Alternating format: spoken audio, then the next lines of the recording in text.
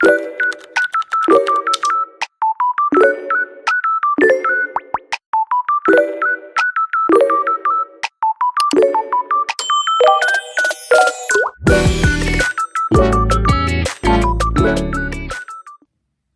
is take 3 of recording the intro because I keep getting interrupted and stuff. But before anything, hello my lovely little demon children. It's been a while. A month, I think. But by the time I'm posting this, it's going to be the day of like my performance, which is technically tomorrow for me, for my orchestra class, and I'm scared as hell. I don't know what else to say. But like before anything, this audio will be told in like story form. If you don't know what story form is, I do not know how to explain it well. Can one of you guys explain it? I don't know how to. But like, this is also gonna be like a Miya Chinen Listner video. If you don't know who Miya Chinen is, he's like from a character from Skate to Infinity. He's my favorite. I still don't know if I'm pronouncing his name ever right. I'm gonna have to watch it again. Help.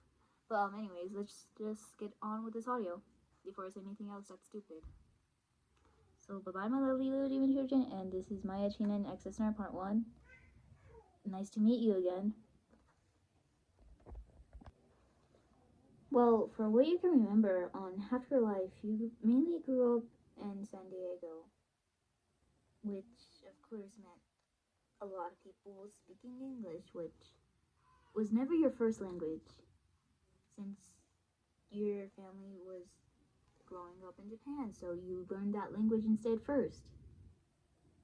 But you don't have much memories on being in Japan half your life, which you always didn't know why. Well, you did also know, but at the same time, you were little, so again, you didn't have much memories of living there a lot.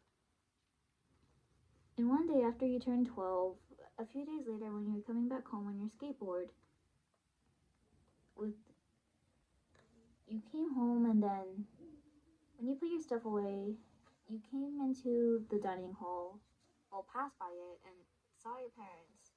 They decided to hide a little, wondering why they're there, since like every time there's a conversation in the dining hall, it's always either something about your grades being bad or a serious conversation, which, let's be honest, you're always scared to have those conversations.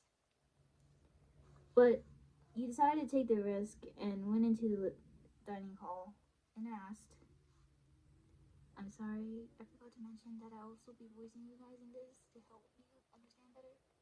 I'm sorry if my voice sounds like a girl or something. I'm trying to make it like even or something with male and female. Hey, Mom, Dad, what are you guys doing here? You know what, we have conversations here. It's serious, right? I don't think I did anything. Did I do something wrong or anything like that? No, honey, you didn't. We just needed to have a conversation with you about something. Okay, before we say anything about my grades, look, I know I have a C in Miss Thompson's class, but it's close to a B, and maybe I can get it then to an A like you always wanted me to have. I'm almost having straight A's, just that one C. Honey, no, it's not about your grades. You have a C in Miss Thompson's? What were we talking about? Look, honey, look, we'll talk about that later. But me and your father had to tell you something, right? Well, your mother actually wanted to say it. Well, you said you were going to say it with me. I don't want to make her sad. Are you two going to get a divorce? No, honey, no. Well, it's sort of a surprise for you and your brother. Well, he already knew, but still. Wait, what? He gets to know and I don't so far? Well, honey, we're gonna tell you now. Fine. What is it? We're moving back to Japan. What? Yeah. We thought you would be more happy. No, I'm just confused. Why? Didn't you guys want me to grow up, like, in San Diego? For, like, until, like, I don't know, get to high school? I'm still only in middle school, technically. Well, yes, but we're able to go back. So, yeah. Mom, are you being serious or just lying? Because I'm okay if you lie about that. I won't really mind if I'm being honest. No, honey, I'm not lying. We're going back. Oh, okay. But I just started to get even more used to living here and even the language at this point. Look, we know, but we thought about going back and we think it's the best idea. I mean, okay then. After that conversation with your parents, you went to your room since you were still trying to process everything on moving back since, if I'm being honest, you sort of forgot the language and you didn't want to mess up, so you just stayed in your room, still processing everything, but you were listening to music, which made you at least a little better instead of panicking because you just made a lot of friends during your middle school years so far. Well, fifth grade through sixth, you mainly made a lot of friends. But then, after a while, your brother came into your room and he saw you laying down looking depressed as hell. Hey sis, why are you looking depressed again? I'm not depressed. I'm just trying to process everything. Oh. So then mom told you then? Yeah, she did. Wait, how come you're the one that gets to know first? Because I was accidentally snooping around and I heard them talk about it. So yeah. You were spying on mom and dad? Look, that's not the problem here. Or there's no problem, but like, are you also sad we're going back or no? That's all I wanted to know. Well, I mean, sort of. I still wanted to stay, but it's not like we could change their minds. Yeah, you're right. But I heard we're going back to our old home, at least. I don't really remember much about it, but at least we're going back there to like a new house and trying to adjust to it, I guess. You're right, but it's not going to be exactly the same. Maybe it changed a little. Well, you don't know that until we finally go back. Yeah, you're right. So after a week and packing, you finally get back and your family is outside the house. Well, your old house that you sort of remember. And to you and your family, it still looked the same. You guys didn't know about that inside, so you guys were hoping it still looked the same there too. You pause while looking at the house. Then your brother calls out to you, then says, "Hey, are you gonna come or are you gonna stay outside with the dog?" What?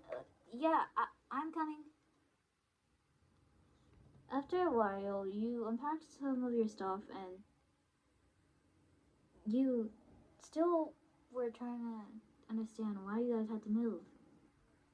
Your mother passes by your room and notices you seem uncomfortable, sort of. So then she suggests to you, "Hey, love, do you want to go outside and try your skateboard for a little bit again?" I know it's getting hard to, like, adjust to things now that we're back, but maybe you could try skateboarding and see around the old neighborhood and see if you maybe find some of your old friends. Mom, why do you think my friends would be here after 6 years? Well, I mean, there was that one kid named Maya you keep telling us about, but you never introduced us to him.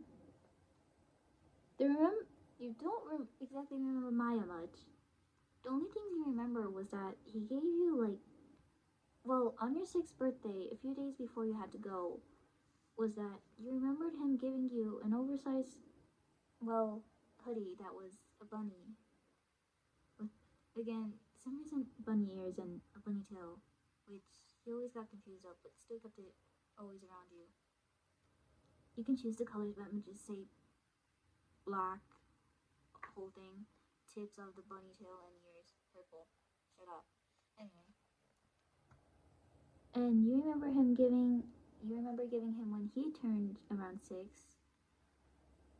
a cat hoodie that you thought was funny to give him, but you never knew he still kept it to this day. Mom, what if he's not here anymore? What if he moved somewhere else? Or, I don't know. Well, you never know, and you can just try to look around still. Fine. You took your skateboard and went outside to play, well, not play, but skate around a little bit. After a while of skating, you pass by a house that you somehow feel like you remember being around before, but you don't remember exactly. But when you passed by the house, you saw a boy tying his shoes. He looked around to be a year older than you. He had a cat hoodie on with green and purple on it. You laughed in your head a little, thinking it was funny for seeing someone who looks a year older than you wearing that type of stuff. But I mean, you couldn't really say anything about it at the same time since you had something similar on. After a while of skating, you passed by a street that had some cats around it, and while you were looking at the cats, you fell and you hurt yourself a little. But when you looked up, you saw someone holding their hand out. You grabbed the hand, and then when you looked back at the person, you realized it was the boy that you saw earlier and were laughing a little in your head about him wearing a cat sweater. You thank him and then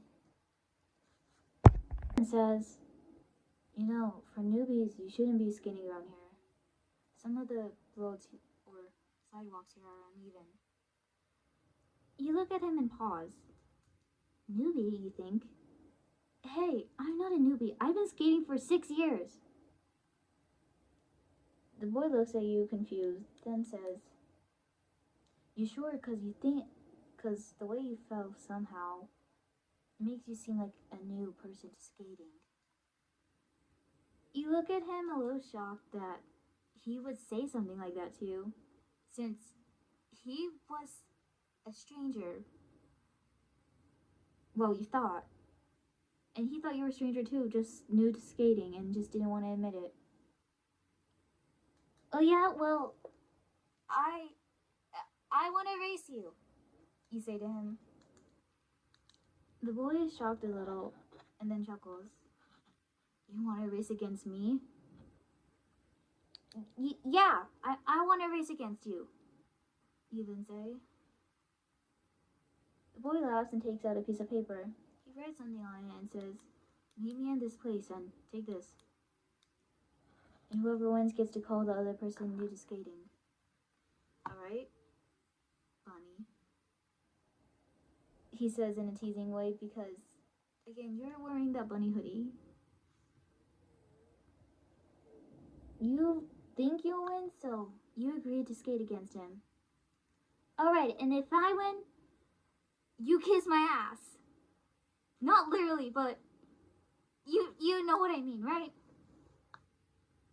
The boy almost laughs at the way you try to mean it, but no, you don't mean it like that way. And then he leaves and waves bye to you look at the paper and see that it shows you a location that you don't exactly remember. And it says to see him there at 8 p.m. Past your bedtime, but you still go since you didn't want to back down after you being the one wanting to race against him. So, you decide to go against him that day. When it's close to 8 p.m., you leave the house and have your brother covering for you if your parents wake up and don't see you. You had a wig that looked sort of similar to your hair, and you made him put it on while he sleeps in your room. If you think about it, it made him look like he were to be like that one weird kid, but it made you laugh when you first saw the way he looked in it. But now you're skating towards the place that the boy had said to go race against him at. You get there, show the people there the badge, and they let you in. You look around and find the boy with a group of people. Most of them having colored hair. Similar to you, not similar, but you also had colored hair, if you want. You see a boy who's not much taller than Miya, who has bright red hair. Another boy similar to the height of the red hair, but a little taller, with ice blue hair. Another one who's taller than both of them, or all three of them, with light pink hair. You were confused at why the boy was wearing pink hair or having pink hair. And then you saw another dude with green hair, and you looked closer and then realized he was shirtless. You tried not to get disgusted at the way he was trying to flex his muscles, thinking it was weird. But then you call out to the boy, and then that's it for today. I hope you enjoyed this storied form of a next listener video. I know it's not like a kilo or something like that. I just got bored and yeah. I don't know if this audio is short or not, but yeah. Anyways, that's it for today, and I hope you enjoyed this story formed audio. I don't know. And I'll see when I can post some of my other audios, because I have some scripts ready. I just need to record it and stuff. But yeah. I hope you have a good night, day, afternoon. I messed that up, but still. Whatever time it is for you while listening to this, and bye. Mwah. Smiley, smiley.